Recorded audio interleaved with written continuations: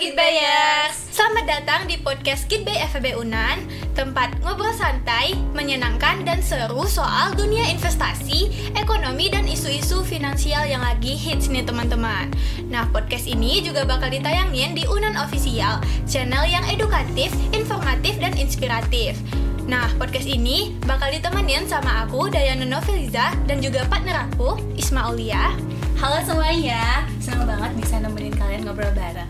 Kali ini kita bakal ngebahas topik yang lagi sedap-sedapnya nih. Bener banget Is, ngomongin soal pasar saham, hal yang biasanya kita bayangin itu pasti analisis fundamental, analisis teknikal, dan juga mungkin strategi cuannya teman-teman. Tapi kali ini, pada episode kali ini kita nggak bahas itu dulu teman-teman. Kita bakal bahas hal yang lebih deep lagi nih teman-teman, yaitu soal korupsi dan dampaknya terhadap pergerakan saham di Indonesia. Benar banget, apalagi belakangan ini kan kita lagi dihebohkan nih sama kasusnya korupsi Pertamina. Nah, ini tuh bukan soal tentang kasus hukum aja loh teman-teman, tapi ini juga berpengaruh terhadap kepercayaan investor di pasar modal. Nah, supaya obrolan kita jadi lebih seru, kami sudah mengundang narasumber yang benar-benar sudah expert nih teman-teman di bidang ekonomi dan investasi. Yuk langsung aja kita sambut narasumber kita, yaitu Bang Dapi. Halo Bang Dapi. Halo. Oke Bang, kalau kata orang nih, tak kenal maka tak sayang. Jadi boleh dulu dong Bang, perkenalan dirinya dulu. Oke, sebelumnya halo Gitbayers. Jadi perkenalkan, nama aku Muhammad Dapi, biasa dipanggil Dapi, merupakan mahasiswa akuntansi angkatan 2022. Jadi memang seperti yang dikatakan oleh host kita tadi, kalau aku emang memiliki sedikit pengalaman di investasi dan juga ekonomi. Khususnya di topik kali ini yang memang lumayan berat. Memang request sebelumnya juga teman-teman dari host juga, teman-teman panitia dari podcast ini juga, untuk bawain materi yang memang udah agak expert lah gitu kan. Jadi dapat materi yang lumayan sulit itu mengenai korupsi di Indonesia dan dampaknya pada pergerakan saham di pasar modal Indonesia gitu. Kalau dari pengalaman Bang sendiri nih, Bang udah punya pengalaman apa aja sih Bang? Oke, mungkin sedikit flashback. Jadi untuk pengalaman investasi sendiri, abang udah mulai investasi itu dari SMA, lebih tepatnya di kelas 2 SMA. Itu abang suka dulu, abang lebih suka nabung emas dulu kalau misalnya dulu. Jadi emas digital. Akhirnya di SMA karena memang dana yang terbatas, akhirnya kan abang coba untuk waktu udah masuk kuliah, abang coba akhirnya untuk mulai berinvestasi di pasar modal Indonesia gitu. Akhirnya di fakultas kita sendiri gitu kan, fakultas ekonomi itu memang ada satu organisasi yang memang khusus untuk membahas mengenai investasi gitu kan. Ya salah satunya ya Galeri Investasi gitu kan, Galeri Investasi Digital kalau sekarang, Bursa Efek Indonesia gitu. Jadi di galeri ini sendiri akhirnya abang join nih gitu kan. Akhirnya abang join sebagai staf humas, tahun berikutnya abang sebagai direktur utama. Kemudian saat ini abang tetap menjabat sebagai pengurus pasif, itu sebagai komisaris utama gitu mengenai investasi gitu. Iya, tepuk tangan dulu dong buat narasumber kita hari ini. Kita nggak salah ngundang ya Yan? Iya, bener, keren ini loh narasumber kita. Oke Bang Dapi, kita kan tahu nih Bang, kalau korupsi itu bukan lagi barang baru ya Bang. Tapi kalau kita lihat dari beberapa tahun belakangan ini, menurut Bang Dapi, itu situasinya itu lebih membaik atau sebaliknya malah memburuk Bang? Oke, mungkin udah kita lihat sendiri ya secara umum kan mengenai korupsi Indonesia nih kan.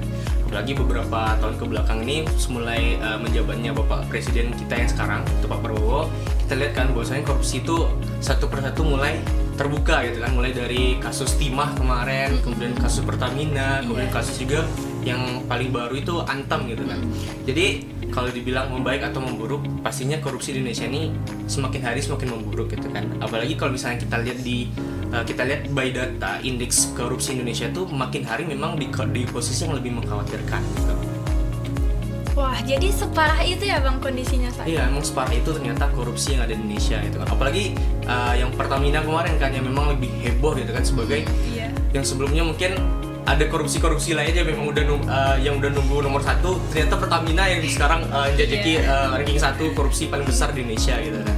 Tapi ini Bang, kalau kita lihat dari perspektifnya investor nih Bang, kira-kira gimana ya Bang investor jangka panjang itu kalau dengar kabar yang buruk kayak gini Bang? Oke, jadi kan kita flashback nih gitu kan. Kalau misalnya kita di pasar modal itu kan kita berbicara tuh kan mengenai kepercayaan sebenarnya. Iya. Gitu kan. Karena bursa efek ini kan memang terbuka secara umum, siapapun bisa beli gitu kan. Tapi mereka beli pun pasti ada pertimbangannya gitu kan.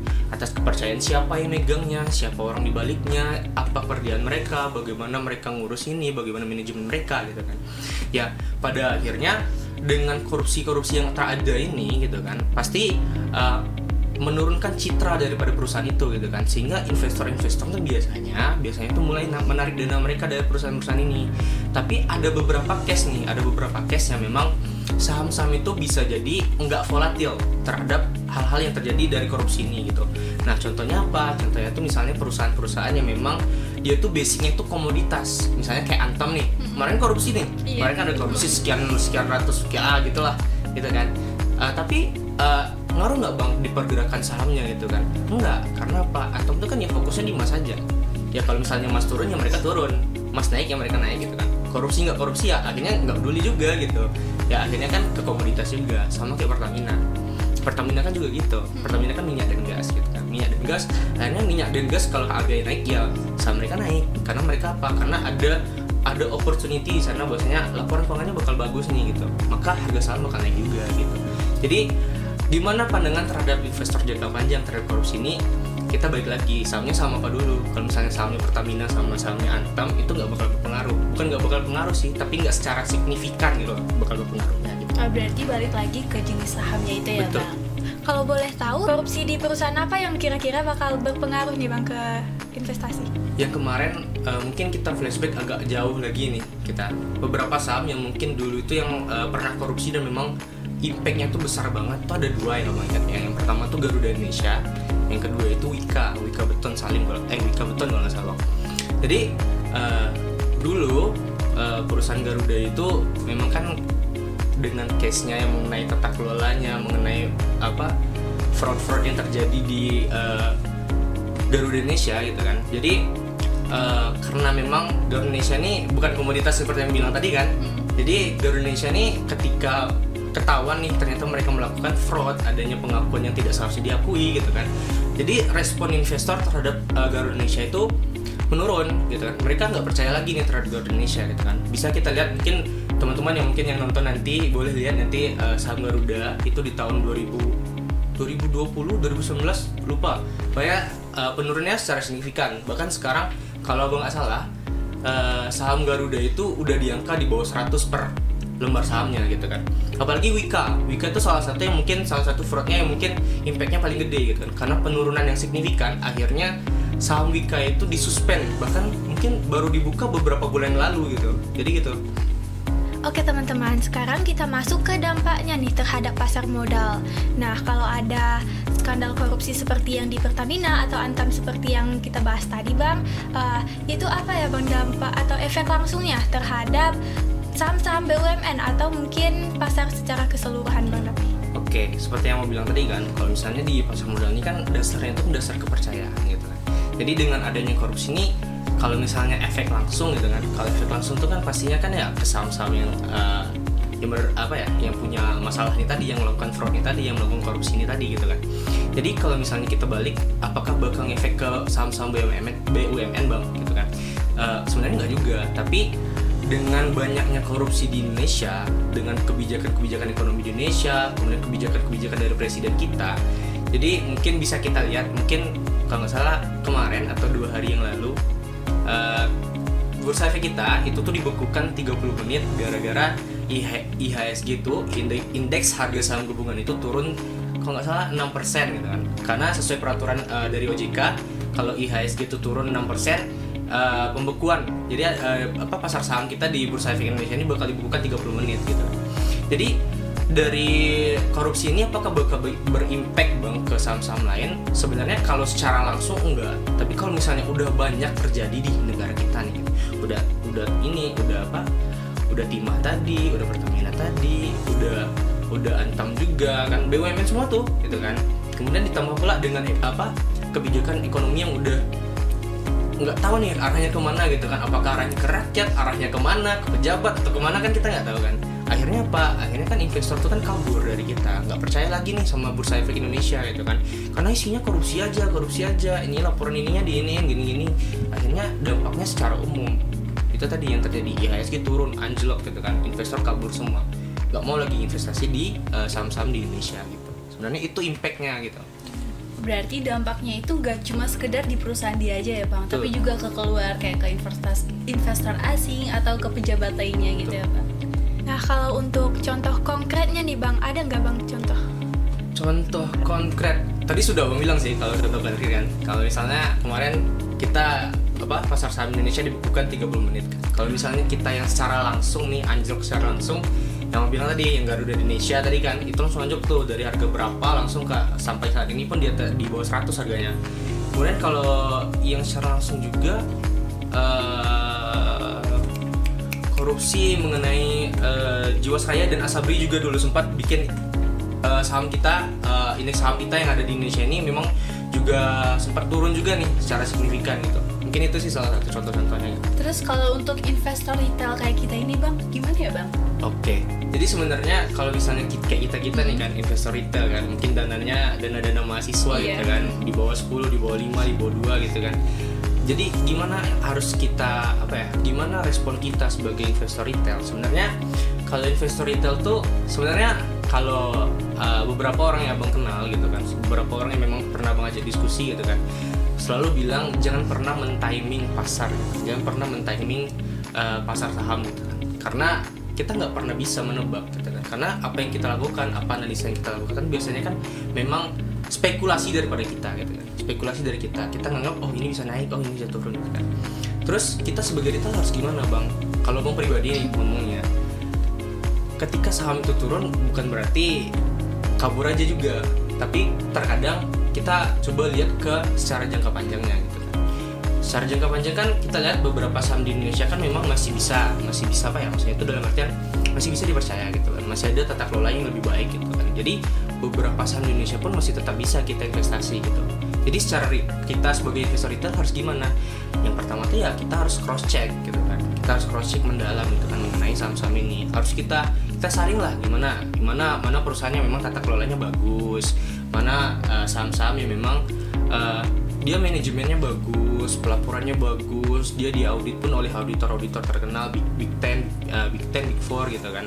Jadi kita sebagai retail ya memang harus kayak gitu, kita harus lebih lebih kritis gitu ketika kita berinvestasi gitu. Bukan sekedar sekedar diajak teman, bilang teman beli saham A, beli saham B, kita langsung beli, jangan sampai kayak gitu. Jadi kita sebagai investor retail kita harus kritis, kita harus bisa menyaring mana saham yang harus kita beli, mana yang memang punya prospek yang bagus, mana yang memang jangka panjang mungkin bakal memberi return juga untuk kita gitu. Jadi gitu sih. Wah, berarti kita harus lebih selektif dan harus berpikir kritis sebelum berinvestasi ya Bang. Betul banget gitu. Nah, ini dia yang kita tunggu-tunggu guys. Buat teman-teman yang masih tetap mau berinvestasi di tengah isu-isu korupsi yang lagi banyaknya saat ini. Nah, apa sih Bang strategi yang dapat kita terapkan untuk sekarang ini? Oke, kalau misalnya kita bahas strategi, tadi kan udah Bang cuplik sendiri tadi kan di segmen sebelumnya kan, dimana kita seharusnya sebagai investor retail dalam menghadapi kasus-kasus ini untuk tetap berinvestasi gitu kan. Mungkin untuk strategi pertama kita tuh memang kalau bicara yang bilang tadi kan, kalau misalnya kalau ada kayak gini sentimen negatif itu kan pasti dia berimbasnya itu kan ke sektor-sektornya sendiri. Misalnya ke Pertamina dia di minyak dan gas, ya imbasnya minyak gas juga gitu kan. Atau misalnya ke Antam dia ke pertambangan, ke kemas gitu kan, kemas juga nanti imbasnya. Kemudian gimana strateginya ketika kita korupsi? Gimana strateginya ketika kita tetap ingin berinvestasi di tengah-tengah kondisi yang kayak gini gitu kan? Jadi kita perlu beberapa strategi. Salah satunya ya diversifikasi gitu kan. Boleh diversifikasi itu ada banyak gitu kan. Jadi boleh diversifikasi sektor. Misalnya kita punya beberapa saham, tapi sahamnya kan banyak-banyak ya. Terus sahamnya misalnya kayak satu di minyak, satu di keuangan, misalnya satu di pertambangan, satu di keuangan. Jadi ketika sektor satunya anjlok dalam artian minus nih gitu kan, tapi ada sektor keuangan yang bisa mendukung, dengan harapan seperti itu. Atau diversifikasi portofolio. Misalnya teman-teman punya uang nih berapa gitu kan. Misalnya teman-teman mungkin risikonya udah middle lah gitu kan. Mungkin boleh kayak 70% di saham gitu, atau misalnya beberapanya di obligasi gitu kan. Itu salah satu strategi kita tetap berinvestasi. Kemudian bagaimana lagi berinvestasi di pasar modal di Indonesia Bang untuk kondisi seperti ini? Ya salah satunya ya seperti yang bilang tadi kan, kita harus cross check gitu kan, kita harus teliti. Coba kita cek lagi backgroundnya, siapa sih yang pemegang. Jadi ini ada yang bagus nih.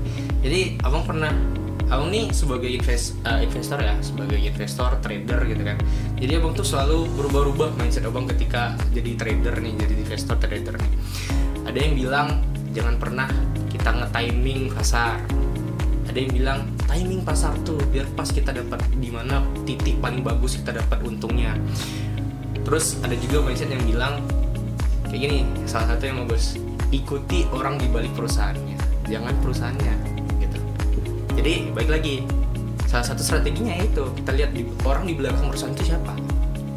Kadang kan ada kan yang belakangan tuh yang paling signifikan tuh beberapa saham dari Barito, itu Pak PP, Prajogo Pangestu, itu salah satu yang bikin ada mindset itu tuh di pasar modal Indonesia.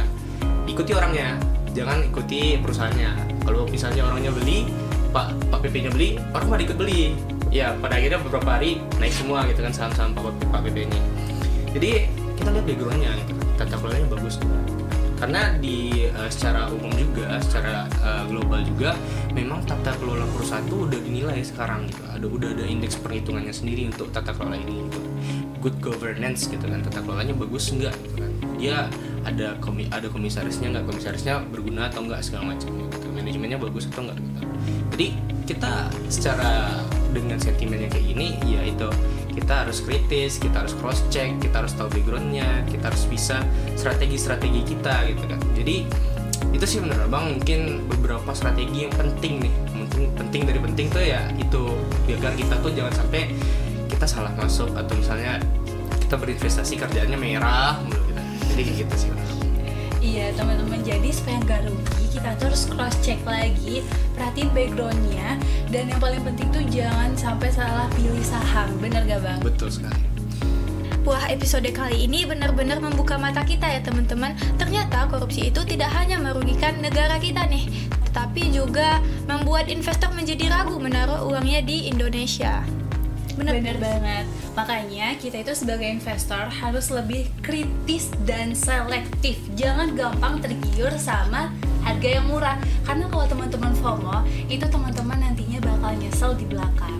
Bener gak ya? Bener banget Is. Oke, terima kasih buat Bang Dapi yang udah hadir buat jadi narasumber kita hari ini, dan juga berbagi pengalaman serta insight yang berguna buat kita supaya kita nggak salah lagi dalam berinvestasi. Ya, sama-sama. Sebelumnya juga Abang mau ucapin juga terima kasih atas undangannya. Hari ini temanya juga keren sih dari teman-teman juga, semoga lancar terus untuk kegiatannya gitu. Terima kasih Bang. Nah, buat Sobat Kitbayers, jangan lupa buat subscribe, like, comment, and share podcast kita ini supaya gak ketinggalan di episode-episode selanjutnya. Sampai jumpa di episode selanjutnya. Bye-bye.